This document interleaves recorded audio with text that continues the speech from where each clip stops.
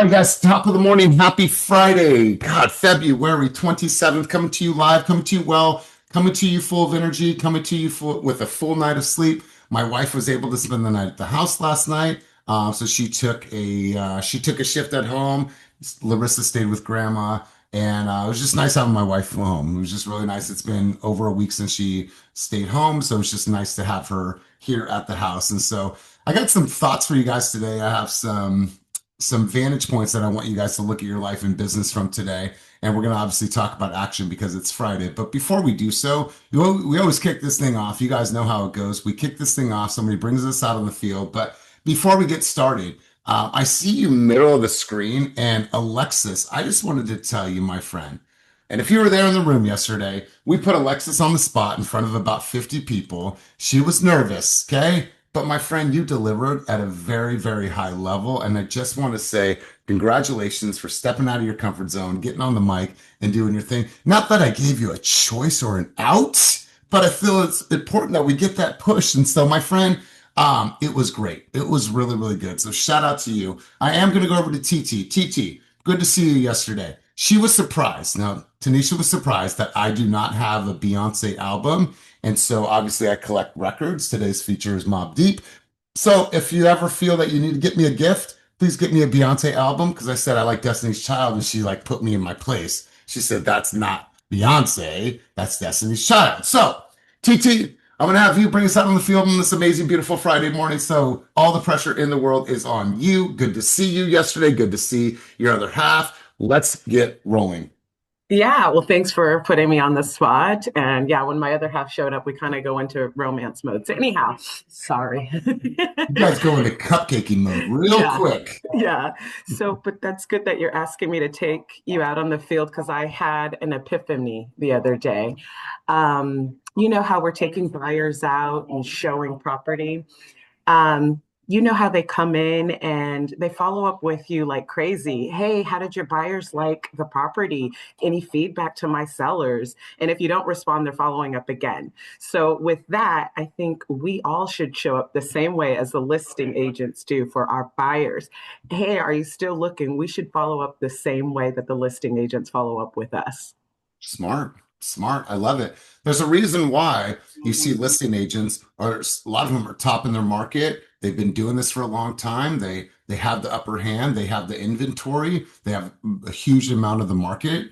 And so I really, really appreciate that sentiment. And Tanisha, when we did our in-person event yesterday, from obviously the collaboration, the working with our groups, what was one thing you learned yesterday from the group that you're going to apply moving forward?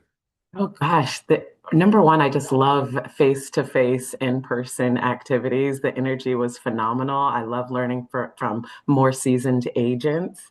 One thing that I took away as I shared in person yesterday is the Zillow. We can utilize Zillow so fast on our phone and look up recently sold properties. We can look at what's on the market. And I really liked how Mayuri showed me physically how to do that because I'm always stumbling a little bit. So that's one takeaway that I absolutely love. I know we're not huge fans of Zillow, but we can use it to our advantage. Yeah, I'm a huge fan of Zillow. All right. Zillow was 18.9% of all of our company business last year. And so I never say create dependency. I believe in interdependency. And that's where it's not, your business is not fully derived from Zillow, but it is an important part of the business. And so I appreciate that. I'm glad that you were able to learn and hear from other agents. And on that vein, on Wednesday, I spoke in front of a group of people in Southern California in Redondo Beach. The place was right on the water, beautiful, beautiful scenery. And this event was called Billionaires Row. And at first I was like, well, like really? Like I'm honored. Like you want me to speak on this panel and be a keynote speaker here. I was just really, really honored. The people that I were on stage with was people that have built amazing, amazing empires and amazing, amazing production groups. But then I looked at myself and then I was like, well, why am I here? I've done the same thing, right? And so it's like, yeah, I deserve to be on the stage. And so I had to like remind myself, I deserve to be here. And when I was listening to everybody talk, obviously we always talk about discipline. We talk about, behaviors. We talk about showing up even when we don't want to and doing it despite our mood. And that was the sentiment amongst everybody there. Well, we started to get some crowd participation, and some of the questions that came up and some of the concerns that came up was differentiation. And when we think about how we differentiate ourselves in the marketplace, there's a book that I want everybody to read. And this is a book that I want us to read in March, right? I just want us to go through the book because it's a small book. And I know that every single one of us can get through this, but it's also one of those books that I want you to actually read, not just listen to. Now, if you choose to listen to it, cool, but I want you to also buy the hard copy. And if you've never read this book, please put it in the rotation because we're going to read it in March. And it's called The Purple Cow. And the reason why this book was so important is that raise your hand if you receive mail at your residence. Please raise your hand if you receive mail. And that's a rhetorical question. We all receive some type of mail. How many of you receive what we perceive to be junk mail? Please raise your hand if you get that junk mail, right? So I want you to think about this. I want you to ask yourself a very, very important question today. How do you stop the scroll? And I want you to think about the scroll in the form of, first and foremost, let's just go to the mail, right? So we have a very, very short attention span. Unfortunately, I don't check the mail every single day. It's my daughter, and we have to be on her, and then she brings in the stack of mail and packages and all that stuff. But that's a whole different story. When we're looking through the mail and we're looking through it, and we're like, okay, cool, crap, nope, nope. Oh, Tanisha, wait, what is this? Whoa, that is good, Tanisha. That right there is good, right? I want you to think about your marketing and think about how are you differentiating yourself right now? What stops the scroll? When you think about your print stuff that you're mailing, the flyers that you're creating, when you're putting something in front of somebody, what makes them say, that is bold, that is creative, that is different, and that is something I would want to hold on to? Or does it fit in the box of conformity? And you've seen them. Blue jacket, blue sports coat, red tie, white shirt. I have integrity. Work with me. I'm your local realtor. Want. Fucking here's where that's going. And I'm throwing that away. We've seen that before. And so what was important is that when you think about your buyer presentation, your listing presentation, and your social media, let's stay on those three things. Think about all the things that we commonly hear. What are some phrases or words that we always hear during presentations, listing presentations, buyer presentations? What are some common words that we always hear us saying in this industry, us as a real estate community? Throw out some words that are commonly used. Throw some out. Take yourself off mute, put them in the chat. I want to hear from you guys. What are commonly used words? The market's hot. Say again? The market's hot. Market's hot. God, I love it. Joanna, local expert. Come on, keep it coming. What else, you guys? There's an awful word out there. It starts with the C. It's the C word. Does anybody know what that word is? Comps. Okay. Who said that? Alana. Yeah, comps. Your trusted realtor. Okay. All right. You see where we're going with this. You see, the words that we just said out loud and the words that are in the chat, those are words that are commonly used. So if it is a word that you know, that you hear all the time, you have to challenge yourself and say, how can I replace it with something completely different? When we say comps, that's an internal word. What would I do differently? How would I say that differently? If I was going to go in and present my marketing plan, if you have a marketing plan for social media, instead of saying, oh, I have a social media plan. No, I created a 10-day social media blitz that I've actually trademarked. No other agent in the Bay Area, Central Valley, and or Sacramento can actually say those words. It is strategic, it is mine, and it is trademark. And here's what it incorporates. That sounds different, right? Versus, oh, comps. And so what's happening is that you go on a listing appointment and three other people go on that same listing appointment. You got Compass, you got Sotheby's, you got Coldwell Banker. And they're all doing similar things and saying something different. And then here you come in. You walk in as this purple cow. Now, the purple cow stands out amongst all of the other black and white cows. And so what you have to ask yourself is like, what am I doing to stop the scroll? Why do people even stop to watch your content? Is it the same old? Or is it something that says, well, wait a minute. She put chloroform over her face and she's dragging her into the office. Tell me more about this. Tell me more about this. right? I want to know what's going on with the BART station. I want to know what's happening in these local communities. Like, I want to know more. Tell me more so it stops the scroll, right? And so I want you to think about your marketing and ask yourself, what stops my scroll? What stops their scroll? And so I have some thoughts for you. So first and foremost, pause.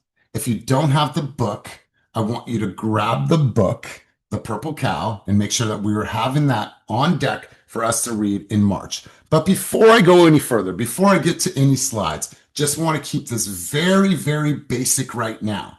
Does anybody have any thoughts, contributions, insights when we start to open up our mind about how we can start to delineate ourselves versus in our words versus saying the same things that have been said for fucking year after year after year?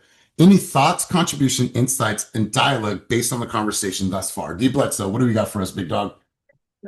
Yeah, no, just an interesting topic because I make content at a high clip, but then the numbers don't always match up for me or don't, you know, people are scrolling past it. So it's just something good to keep in mind of how we can mix it up and get people to actually stop and listen to what the message is that we're trying to put across.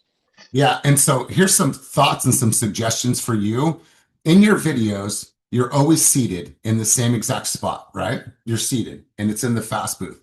So maybe start standing up, maybe start with some action, start with some movement, get other people involved in your video, right? Like, you're a big dude, you're tall, you have a presence. And so maybe mixing in some of that into your flow to where it's like I stood up and like, boom. If you guys are watching this video, you guys need to stay for the next 30 seconds and wait till the end because I got something special for you, right? Give them a reason to stay and then a reason to stay for the duration of that video. And so just think about that. Like, maybe some action involved, even on your thumbnails, it is something of action that says, I got to stop and watch whatever that is. So think about how you guys can stop the scroll. Any other thoughts, contributions, and dialogue based on the conversation thus far? I want to make sure that I have some of your guys' input before I get this train moving down the tracks. GA, what do you got for us, big dog? And I just made a mess of everything here, so let's clean this up. One, dialogue changes everything, right? Just, it's not even, so words is one thing, emotion is another, right? So what I always use, I'm going to say not with strange words, but strange words in real estate, if that makes sense, because of my history. So when I explain something, the way I explain it, I have this emotion piece attached to it that causes the curiosity of the consumer, even if they don't even know, they want to know, like, whoa, what exactly is that? And then, and it, to me, it allows the space for, like I tell people, when I'm telling you something, the chance of you listening is far less than you asking me a question and me responding. So I always try to create dialogue that creates questions where they want to dive a little deeper in, like almost like the infomercial where I feel like I'm giving them everything. They're like, well, how much, where they're struggling to wait to like, well, where's the number? Right. So it doesn't work all the time, but that's kind of how I do my thing. Good stuff, man. Really, really good stuff. Ilana, you had your hand up. Let's go to you, my friend. Can you hear me? I can, loud and clear. Okay, good. Sorry, I'm on my phone and I'm walking.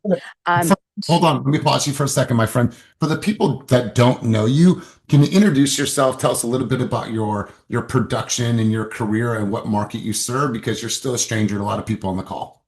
Oh, sure. Hi, everyone. My name is Alana Minkoff, and I apologize. I'm out walking my dog, so it's bright and dark and messy, so I'm not on video. I have been selling in San Francisco for 15 years. I sell anywhere between 28 and $40 million a year and in volume. And I am about to start independent coaching with Elias because I'm having some transition with my assistant and I'm bringing on somebody new and I want to set everything up properly and get some guidance. And as I've told Elias, I do minimal marketing right now and I'm able to produce at this volume. So if we can get the machine going, I should be able to do that much better. And yeah, I'm actually loving these morning calls because they kind of start my day in the right headspace. It's been really, really good. I've been encouraging all my colleagues. I'm with Vanguard Properties in San Francisco and always here to answer questions. I do a lot of loose coaching at my company. I was with a coach for about 7 years who taught me all the dialogue and the negotiation tactics and every single objective, how to handle it. So the selling part is not my challenge. It's the mindset, which I'm very aware of, and the systems. So it's been fun learning from all of you guys because a lot of you who are on Elias's team have all this in place. Like it's very structured. I don't have that. I've always been independent. So this has been quite a learning experience so far, to say the least. Yeah, that's pretty We're much it. grateful for you being here, my friend. And so give me your contribution on the conversation based on the Oh, topic right. thus far. Right, forgot about that. So for me, I have scooped up more buyers coming from other agents and won more listings on two very specific things. First of all, I've used a buyer broker for 11 years, so I have a lot of experience with it and how to position it because nobody else ever used one. I didn't have to compete against anybody. I had to compete against everybody because people would be like, I'm not signing a contract, but then they would. So there's two things, one on the listing side, one on the buyer side. Buy side, I have a 4-step process that I require every one of my buyers to go through before we ever look at a single property. It consists of meeting me, making sure the energy is good. Because if you like me and I like you, we're going to have a better relationship. 99% of the time, whether it's an energy fit or not, I'm going to do it anyway. But it makes them feel like I don't need the business. So are we in this together? So that's number one. And by the way, I never, ever use the word hire. I always use the word partner because they're not hiring me. I'm not getting a salary. We're in this together. They're in it for the money. I'm in it for free until they get what they want. Then I get paid. So I am not their employee. They don't hire me. And when I say we're partnering together, I have skin in the game. They hear that. So that's number 2. Number 3, I sit them down for a very long buyer interview that is very different than asking them what they want. I go through every home they ever lived in from the very first home they remember, ask them what they like about it, and I look for the repeating patterns. And they learn things about themselves, and if it's a couple, about each other, and we get to know each other extremely well. And I find these repeating patterns. For example, I grew up in a big house with hardwood floors, or white carpet, or a big yard, or I lived on a cul-de-sac. And then, not coincidentally, the next place they lived in, same thing, same thing. So if I can find maybe 5 hot buttons that are repeated, then I'm less worried about what the house looks like or where the house is. It needs to have those 5 things, and they're gonna buy it. I typically get my buyers in contract if there's any inventory within 2 to 3 weeks, and I only show them 5 properties, and they want to buy most of them. So that I have a track record of that. And then after we do the buyer interview and figure out exactly what they want, we locate neighborhoods that have their price point. Then we get in the car and we drive up and down every street of that neighborhood and eliminate the streets they don't want so they can get real clear on the ones that they do want. And then we just never look at anything that pops up anywhere on any of the streets they don't want. So by the time we know what they want and where they want it, then I'm just looking for property, whether it's off market, on market, and that's it. And then I know exactly what they want. I know exactly where they want it. Why would they not buy it if they're ready to go? So it's been a very effective process. I've used it now about 11 years. And I would say 85% of my buyers are in contract within 3 weeks. So I move people very quickly and I have a reputation for that.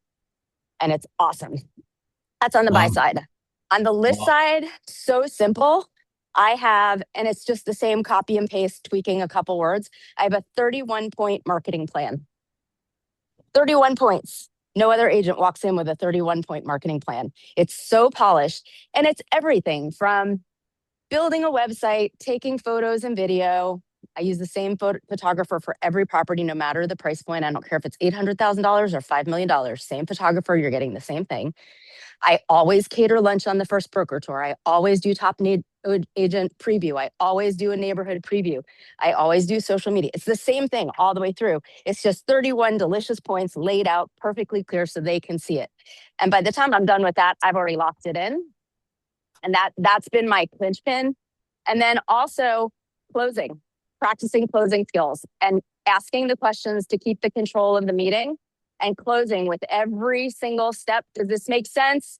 If I can deliver this, should we move forward? Yes.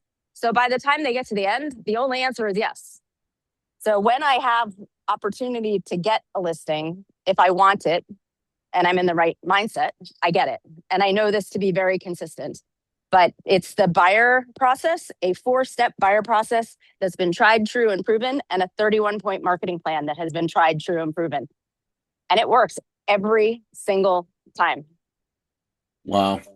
Wow, absolutely incredible. I'm really glad that you raised your hand. I'm just going to go over to a couple of people really quick. I was watching the screen, saw some reactions. I'm going to go over to Jessica and I'm going to go to Brianna. Brianna, from leadership language, right? Like, what were some things that you heard from Ilana?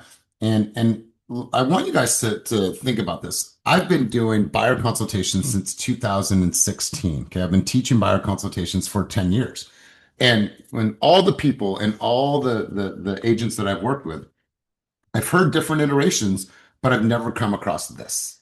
I've never come across this. The fact that are we a good fit from an energy standpoint? The partner not hire, the buyer interview process and how she goes through this, and then the 31 flavors on the buy side or the sell side, the linchpin and the linchpin, and then the tie downs. I've heard it articulated, but she did it in a way that it felt that it was hers, like her own branding, which I thought was really, really powerful. Let's go over to Jessica, then we'll go to Brianna, and then I won't forget about Nikki and Alex's hand. So Jessica, what'd you hear? Hello. Wow.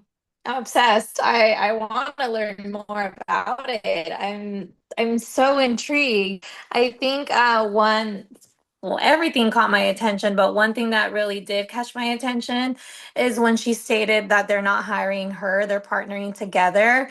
And the buyer interview. So asking them different questions about where they lived in the past, because right now, Angelica and I have a buyer who we've been searching everywhere and it looks like she doesn't even know what she wants. And so we've seen more than like 10, 15 houses. And she says, I want to submit an offer. And then she's like, actually, no. What about this house? Actually, no. And then we type the offer and she's like, no, I changed my mind. So we're like, okay, you don't know what you want. We don't know what you want. So what's going on? Right. So I really love that. Yeah. Like I love the interview process and being able, because obviously we do buyer consultations, but like let's eliminate streets. Okay, let's eliminate streets. Talk to me about the last 5 houses you walked to. What did you love or lived in? What did you love about them? I love the living room, the backyard, right? And like a theme starts coming up, and Well, so here's the thing, Elias. go ahead. It's never the house. What you're digging for is the lifestyle. And so as they're talking, you're listening for things like, I grew up by Central Park in New York City. I loved sitting in my window watching the people walk by while I was reading my books as a kid. Okay. Next house. Then we moved to San Francisco, and I rented a place near DeBose Park, and it was on the first floor. And one of my favorite things is sitting in the sunlight in the window, watching the people walk by on the way to the park. Guess where my clients bought? Right by Dolores Park on the first floor, so they could overlook the park and watch the people out in the park. So it's not the house per se. The framing of the conversation is, how old were you in the times you lived there, and what did you like about the house? But it's never that. Nobody who's 4 years old goes, I loved our kitchen. They loved the memories in the kitchen. So a perfect example would be, I had some clients, I was in their place looking, and I scanned the room. They had a big fireplace. So I'm just waiting for fireplace to pop up because I've done this so many times. Okay, they grew up in Iowa and Michigan. Family Christmases by the fireplace with the Christmas tree. Next place. And I remember my family used to come and sit by the fireplace with the Christmas tree, and over and over and over. So by the time I'm looking for houses, I'm looking for fireplaces that have good places for Christmas trees. So that when we walk in the house, I go, can you imagine creating the Christmas memories by the fireplace with your Christmas tree? And they're just blown away. It's consistent every single time. There's some family memory. And then the houses that they hate, they don't know why they hate them. I hated living there. I hated that neighborhood. Did anything happen while you were living in that house? Did your parents get divorced? Did a grandparent die? There's always some trigger that makes them hate the house, but it has nothing to do with the actual house. Mm, So you're digging for the psychological part of this. And so much of what we sell is psychological, right? There's the data, there's the, oh, the house is pretty and I like it. But what about that makes you like it? I guarantee you it's not the physical structure, it's the vision of the life they're going to lead in there.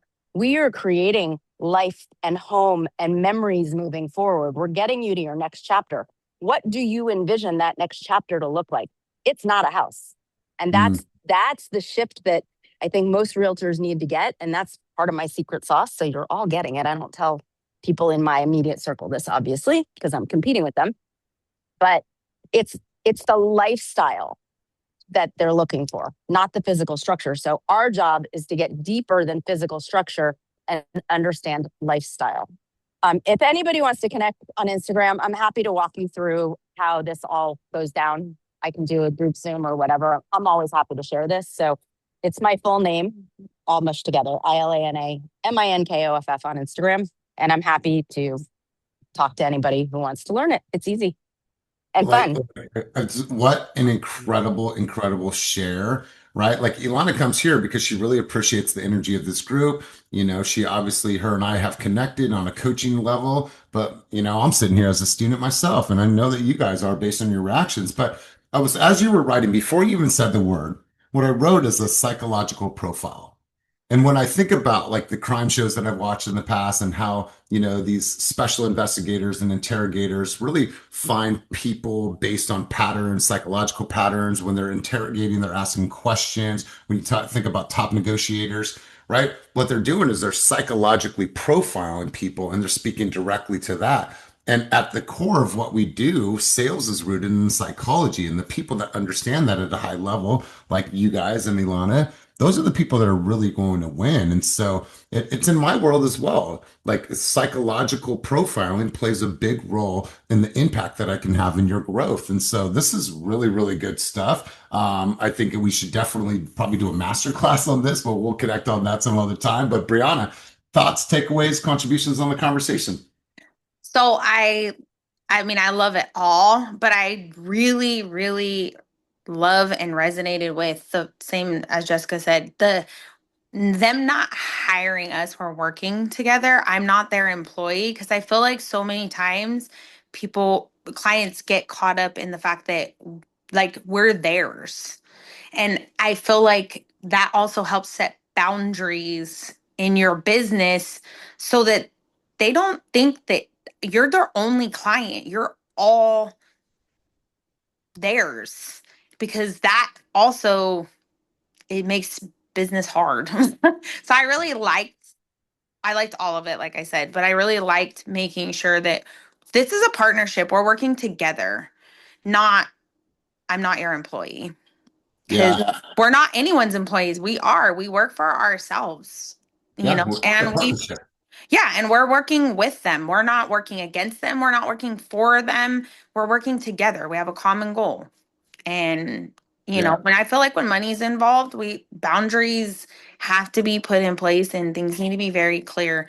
And I feel like the explaining that and the whole interview process, because the interview process, I mean, that is like mic drop because it's so personal and getting to know them. I mean, nothing negative is going to come from that. That's Mm. all positive. It's going to make your job a million times easier. Yeah, that's just amazing. Absolute. This needs to be a master class. Thank you. And I love this and I will be implementing some of it. So Appreciate you, my friend. yeah. Listen, so let's think about the purple cow. The purple cow moment. There was two of them that I wrote down. First off was the interview process and the way that she intakes a buyer and sets the foundation. Two is this 31 flavors. I call it 31 flavors, but the 31 touch point marketing plan that she has. But also it's in her leadership. Does that make sense? Wonderful. Let's move on to the next, next page. There's this sense of I tied you down. I got micro yeses along the way, micro yeses in order for me to get the big yes at the end. And like those are just small little things that play a huge role. And that was her linchpin and how she creates that yes along the way. Wonderful. Here's how we move forward next. I'm going to send you over the documents via DocuSign, or we can sign up here. Like it's just really, really powerful how you put that all together. And so don't go too far, Nikki, and don't go too far, Alex. I'm going to get you guys' hands in a second, but I wanted to just stay on this vein for a moment. I put some things on the screen here. And when we were talking about, stopping the scroll, that stopping the scroll could be digital, that stopping the scroll could be your print marketing. And I want you to really think about this. Why should anyone stop for you? Why should anyone give a shit about what you're doing? When you think about your content, if your content disappeared tomorrow, who would actually notice and why? Right? If all of a sudden I didn't see your content, like, would it matter? Would I wonder? Would I be curious? Would I miss you? Would I miss the content? Would I miss the delivery? Would I miss the intel? Would I miss the vantage point on the world, on life, and everything in between? This exposes commodity behavior. And if the answer is no one, they were producing noise, not meaning. You see, I want you to think about that. Are we producing noise on our content? Are we producing depth? Are we producing meaning? And so stay with me on this conversation. What do you say, show, or stand for that 90% of agents are too afraid to say? You see, the things that you are afraid to say and the other person that says it is the other person is throwing conformity out the window. And you're like, wow, that person was bold. Typically, when you see bold people on social, when you see bold marketing, I promise you, it is typical that the results follow. The results follow because that person was not gun shy. They didn't have fear. They didn't buckle under that pressure of, oh my God, are they going to like this? No, I'm going to be bold and I'm going to shoot my shot. So I want to give you context on this conversation. Safe doesn't scale. What's the bold opinion? What's the unpopular truth? What's the perspective that makes people lean in, right? I want to know more, right? That's why Damien's video, the first video he did about Bart, that made you lean in. When people talk about the house, the property from their lens, when they do an Eric King style property tour, when they do a Joanna style property tour, people lean in because it's different. Hi, welcome to the cul-de-sac. I'm at 123 Main Street. Come on in. We've seen that video over and over and over again. I want you to go back to the movie Walk the Line. And early on in Johnny Cash's career, he was a door-to-door salesman, just trying to make money, but he had a guitar. He knew he wanted to play music, went to the service, came back, trying to make some money for his family.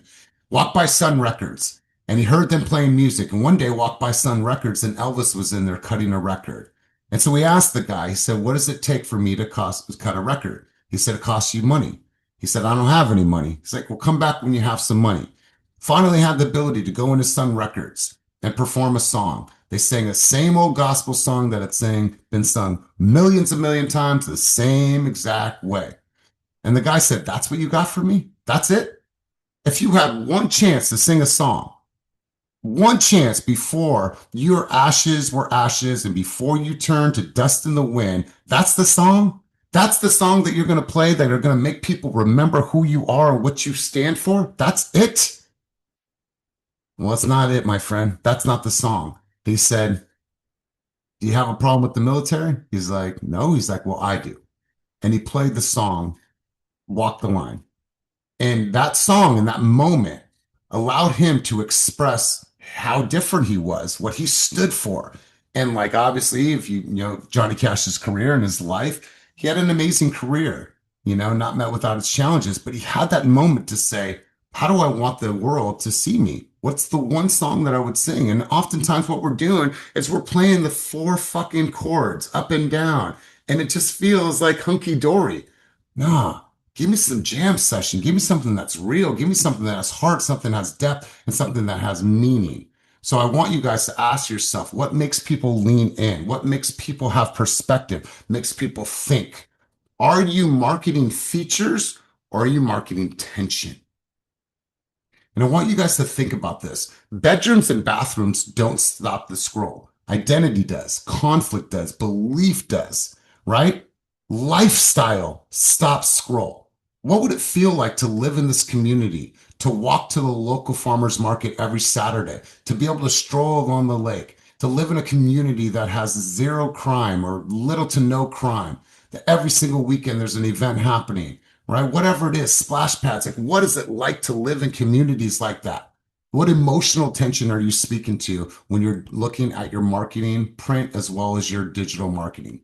If your brand were a headline, would it be forgettable or would it be controversial? And I want you to think about that. Think about your brand right now. Whatever that brand is, if you're starting out, you have a brand. If you're seasoned, you have a brand. If you're in between, you have a brand. Local real estate expert. Okay. Somebody put that down below earlier. It's funny that it's on here. Local real estate expert. That's beige, right? That's taupe.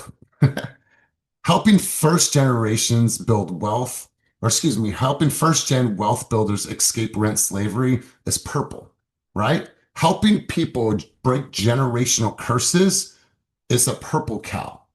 For helping first-time home buyers find a home, take advantage of the Dream for All program. That's vanilla and that is basic. What I want you guys to think about is how can you challenge yourself to think about your marketing, your words, your positioning in ways that challenge people to think about you in a completely different way. Which one are you? Are you the local expert? Or are you the one that's going to be here to break generational curses? Okay. What would make someone screenshot your post instead of just liking it? Right? Meaning, I'm going to take up some of the storage on my phone or I'm going to save it on Instagram because it was so powerful that I always want to come back to it. I don't ever want to lose it. Likes are passive, saves and shares are power. What are you saying that's so clear, so sharp, and so honest? People need to keep it. People need to keep it. That's where you need to think. And you guys need to really, really read that book, dive into that book, and decide how are you going to be the purple cow amongst all of the other black and white cows out there. So I want to give you that context and thoughts. We'll open it up to some dialogue. Let's go to Deep Blood. So you had your hand up, my man. I don't want to miss you. Let's go over to you. No, this connects. I just a couple days ago finished reading The Power of Moments, and it connects to exactly what you're talking about. It's saying how basically on a day-to-day basis, we live through all these mundane moments and it's just routine. Like we're going through the routine and you hardly ever remember 80% of it. When you look back, you only remember the highlights. So it's like manufacturing more highlights. And this is in business, personally. And while I was in the middle of reading the book last week, I think it was raining, so I dropped my older daughter off a little earlier than usual, and I had my younger daughter with me, but I still had like 20 minutes before I could drop her off, or I got to pay extra money. So I'm like, man, this is a moment to do something different, to mix it up instead of just sitting in the car while I'm waiting to take her into school. I'm like, baby, you want a donut? She's like, yeah. She was so excited. We sat there, had donuts. I had a cup of tea, and it just made her day. She was lit up. I felt really good because I did something spontaneous with my daughter, but it was prompted because this book is like you have to manufacture these moments or else you just continue this flat baseline of the same shit. So yeah, social media are yeah, how we're trying to market ourselves, that falls in the same bucket of just mix the shit up and make it a moment. That's right. You guys, if you haven't read that book, it's called The Power of Moments, written by Chip Heath. Actually, I'll just get it. Hold on. You guys have heard me talk about this red phone. This red phone has traveled from state to state, from city to city, all across the United States of America. It has sat on some of the largest stages in real estate. The reason why that book is so powerful, and it goes directly into the conversation that we're having today, and I didn't intend to share this with you, but let me just share this with you because of Demian brought the book up. This red phone is at the pool of the Magic Castle, which the Magic Castle is an old 1950s converted canary yellow building that is an old apartment building that is now a hotel. This hotel is the most reviewed hotel in all of Hollywood and the surrounding area, and it beats out all of the top hospitality brands in the entire market. We're talking Ritz-Carlton, Four Seasons, Marriott, Hilton, Hyatt, you know the brands. And the reason why is what they have done is they have obsessed about every small detail. This phone sits at the pool, and what the kids are able to do is the kids are able to pick up that phone and call for popsicles any time of the day, any time of the day, any time of the day. And if you've been on coaching for some time, you've heard me talk about this, but I want to say this one more time. What they realize is they obsess about every small little detail, and they ask, how is this going to impact our consumer?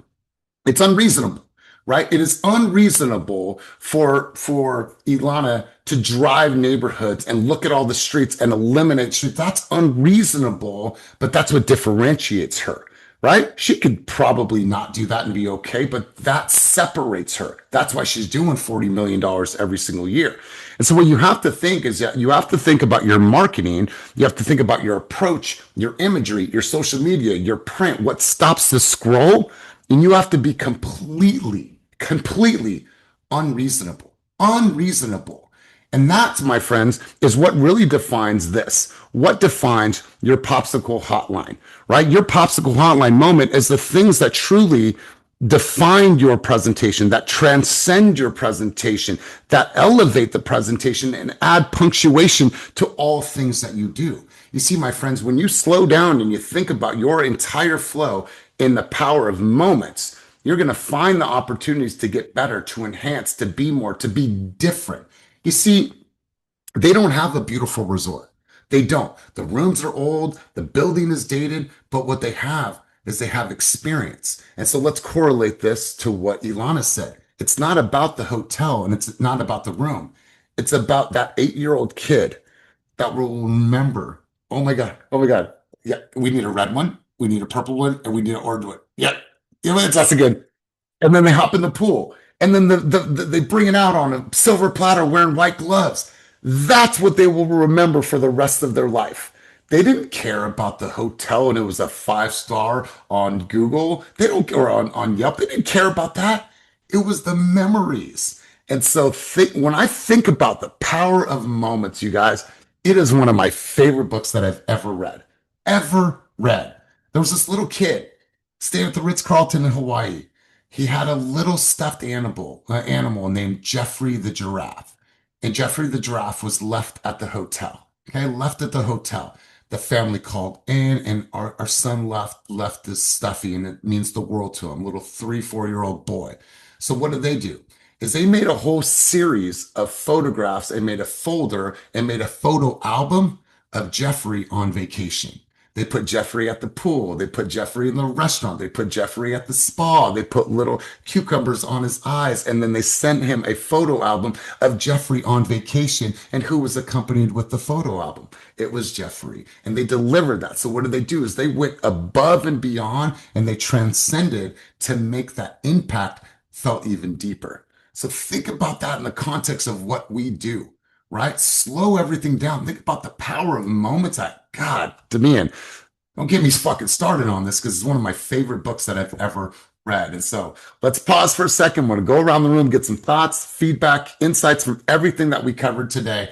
Let's go around the room, you guys. I want to hear from you. I'm excited about this conversation. I'm passionate about this conversation because all I want is for you all to stand out in the sea of sameness and build something that is truly remarkable and stands out across every other brand. Let's go, Alex. What do you have for us, big dog? Thoughts, contributions, insight on the conversation. And let's get a few more hands up. So like this all ties into like long-term marketing, and it's not just short-term marketing, which is also like a purple cow in itself. In Japan, it used to be only tea. They wanted to introduce coffee. So they got into depth on it and figured out how to introduce coffee to Japan.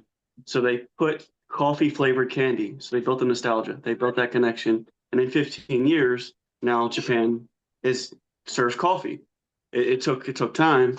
And then like on a short term marketing, when we're trying to say something like, oh, the market's up in San Francisco, and to trigger somebody, you could easily say, oh, traffic's about to increase. What's that mean for you? Or how was traffic increasing? Oh, well, the market's up 11%. People are moving here. Is it really going to happen? Is traffic going to change? No. People live there. People move. People come and go. But the people is a pain point, a pleasure point. those pain and pleasure points are what get people's attention. So traffic's one of them. Or say a house sells 10,000 under asking. Oh, did your house equity go down? Find out now with a CMA. Instead of asking people if they want to comp or they want to do a CMA, oh, this house sold $40,000 under asking. How's that affect your property value? Instead of asking if they want to comp, just another way to say the same exact things in short term and long term pain and pleasure points. Yeah, really good stuff, Alex. I appreciate your contribution. You guys, let's look at this. Okay. Let's think about, you are with one of the most iconic real estate brands in the United States of America. Like, this is our agent website. What? Like, what other team do you know right now that is doing sorcery, is doing stuff like this? Like, look at Roxanne. Look at JJ, right? Like, hopefully I could find one of you guys on here. Look at V. But look at Nishant. Nishant, big dog. I don't know if you saw that, but what I want you guys to realize is, like, this is what has separated our company. And you are an extension of that. Whether or not you rock the brand, it is okay. This is part of who you are, right? And I want you guys to lean into that differentiator and say, you know what, man, maybe my marketing has been beige. Maybe I haven't stopped the scroll. And if you start to think about it and really challenge yourself, you're going to find some really, really cool opportunities. Blessing, I knew you'd throw your hand up, and let's get 2 more hands up at least so we can make sure to get some more contributions from you guys. Let's go. Blessing, what do you got? Love this conversation because it's just a reminder that anyone can do surface level conversations. Anyone can get their license. Anyone can go through the motions of, taking someone to a house and buying it. But when you start to go deeper into who you are, and I had this conversation last night on my way out of the volleyball game with teenagers. They were like, "What does your shirt mean?" It says "Be you but fast." It's like, you've got to start with you. If you're trying to copy anyone else's style, if you're trying to be anything else, it will always feel fake. It'll feel beige, to keep it on in line with the conversation. But when you can go to the core of you and lead with that, it changes things. I was talking to clients last night, and I remembered the point where our relationship went from agent client interaction to, she considers me family, because I gave her, I could hear the anxiety with her toying between 2 houses, trying to stay in contract. And it was not me acting as an agent. It was me acting as, you need to know that you can say no. And giving her that moment completely shifted every dynamic that we had from that. Like, it literally, our relationship is completely different. Like, now I know the kids, we celebrate, births, and we celebrate birthdays together.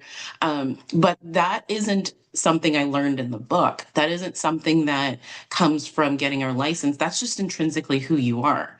So if you just lead with that, everything becomes the flow, and you attract who needs to be working with you.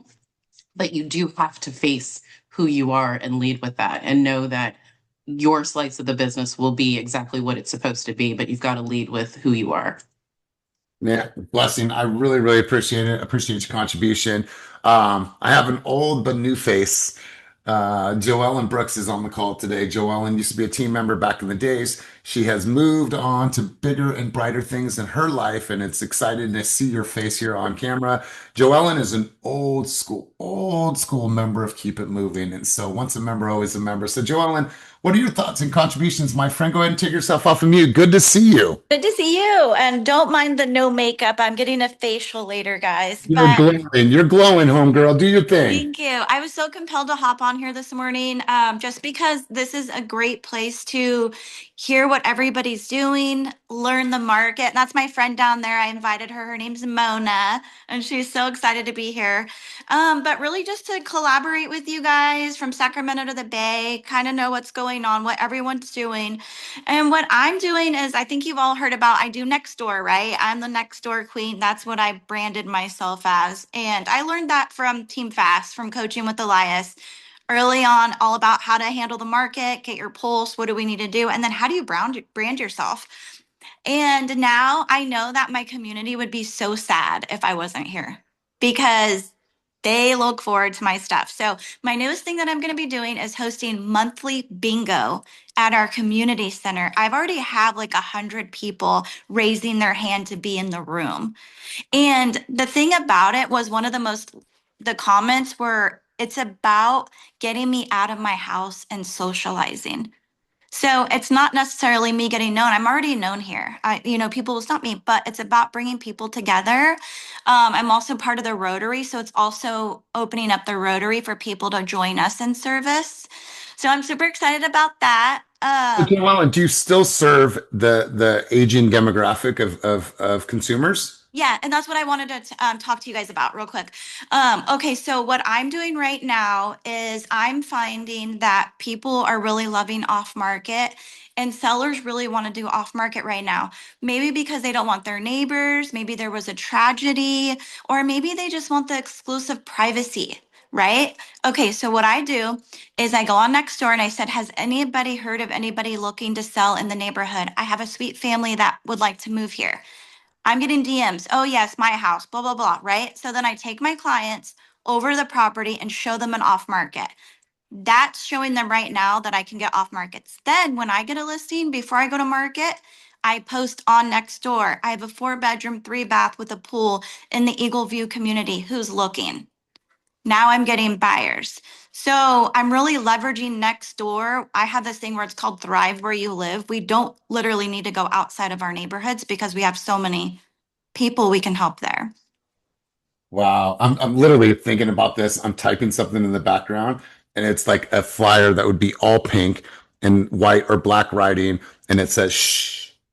Okay. So it's like if you're thinking about or have thought about, but you don't want to have a bunch of people in your house, you don't want to have an open house, Yeah. you want to go to the market, like I would love the opportunity to talk to you about that and then keep it, off. Like, So that's part you're of my great. new marketing too, is more of a passive, private, we can still do some, and also I leverage having a huge connection with you guys in the Bay Area where 25% of our clients come from and that we have our Slack channel.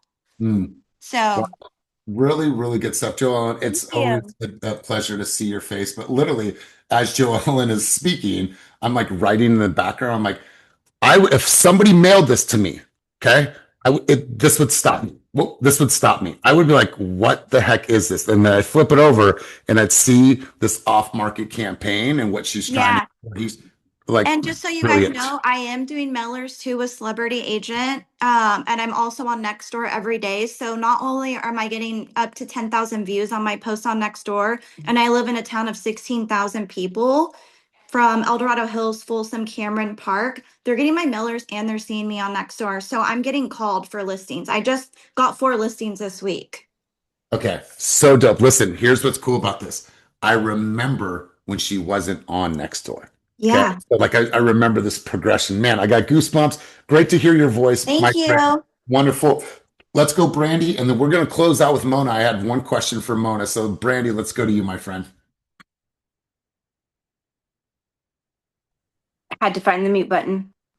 I love this conversation. It kind of reminded me of a conversation that I had with a buyer who was telling me that they were looking for an agent who didn't mind crossing industry standards, that they were tired of hearing the hoo-ha hum of of I guess per se like older style agent. And I kind of giggled at that. And and then Sassy Me was like, well, you found the right person. Because if there's a line, I'm gonna step right on the line. Doesn't mean I crossed it.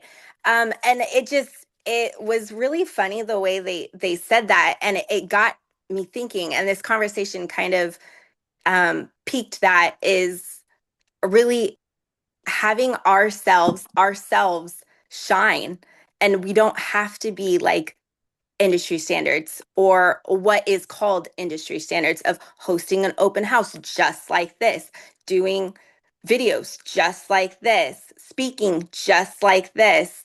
And so I really like this topic because you're right, like step out of playing it safe, playing what and like Joellen said, or Joellen does, is she's on Nextdoor and she's out there and doing things like that. So yeah, it reminded me of that, and I giggled when we had that conversation. So I love it, my friend. I love it. I'm gonna go to Mona. Mona, thank you for being a guest here at Keep It Moving. From a branding standpoint, since we're speaking about differentiation, what did you experience that was different about this group from maybe sessions that you've sat in the past with other people? Let's go there. Well, I've been in real estate for a very, very long time, and finding the motivation has been really hard for me. I've worked with a lot of what are they called when you don't have the non-commission based or brokerages where it's a flat fee and they really don't do much for you. And going to EXP was really hard for me because I was like, oh, I didn't want to give away money, but then I found value in groups like this and the backgrounds and hearing all the stories, and then working with Joelle, and she's just like my little energizer bunny. She gives me that every day. She's like, how are you? And just her energy is just really good. So I'm finding home with EXP, but groups like this, I've always strayed away from too much coaching and just being in groups like this because it's intimidating for me, because I'm like, oh, I'm not doing that. Why am I not doing that? Why am I not making as much money or producing as much? But I was looking at it the wrong way. And now I feel like I've come to a place where I'm like, okay, like let's just take a step back and find out what you really need. And it's okay to have slow months. It's okay to not be top producer just yet, because I am building that foundation that I need to get to that point.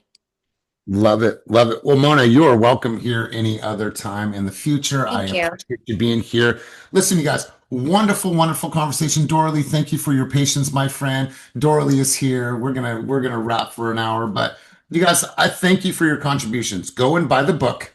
We're going to read that book together. We're going to have some fun. We're going to break it down, and we're really going to elevate what it looks like and what it feels like to work with each of us. And so you guys have an amazing day. You don't have to leave, but you can't stay here. And as always, my friends, keep it moving towards your dreams, goals, and vision, and make today a day that truly matters.